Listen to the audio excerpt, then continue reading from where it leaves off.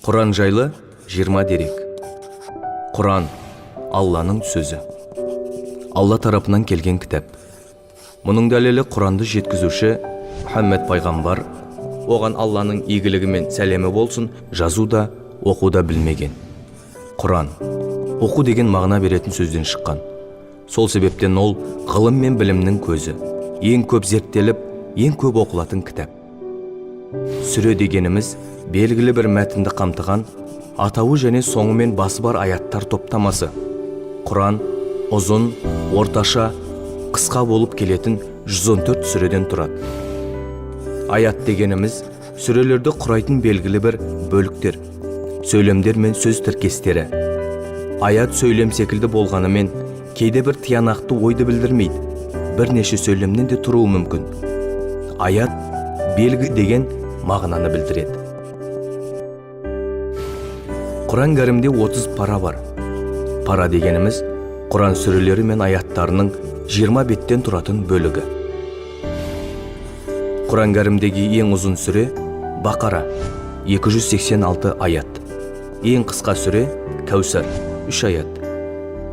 Құран кәрімде 114 сүре 6236 аят, 77934 сөз, шамамен 323670 әріп бар. Құран сүрелері Мұхаммед пайғамбарымыздың, оған Алланың игілігі мен сәлемі болсын, Мекке қаласынан Мәдина қаласына қоныс аударуына байланысты меккелік және мәдиналық болып екіге бөлінеді.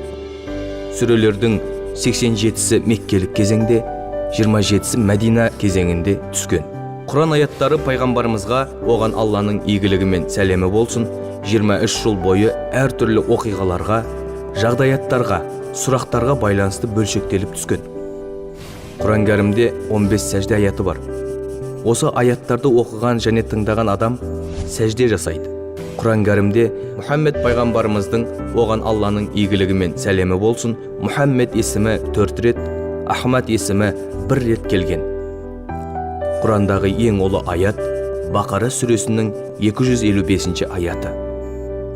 Аятул Курси. Ғалымдар мұнда Алла тағаланың бірлігі, ұлылығы, шексіздігі және көркем сипаттары қамтылады деп түсіндірген. Ең алғашқы түскен аят Әләқ сүресінің алғашқы 5 аяты.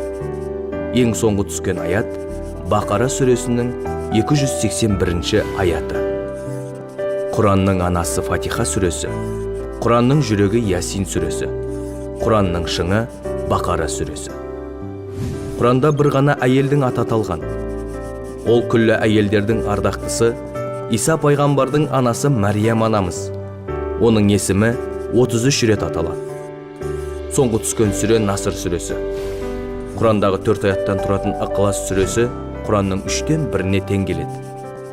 Құран Мұхаммед пайғамбарымыздың, оған Алланың игілігі мен сәлемі болсын, көзі тірісінде, жеке парақтарда және ел аузында жатқа сақталған. Тек ол кісіден кейін билікке келген ардақты сахаба Әбу Бәкірдің радиаллаху анху кезінде ғана бір кітап болып жинастырылды.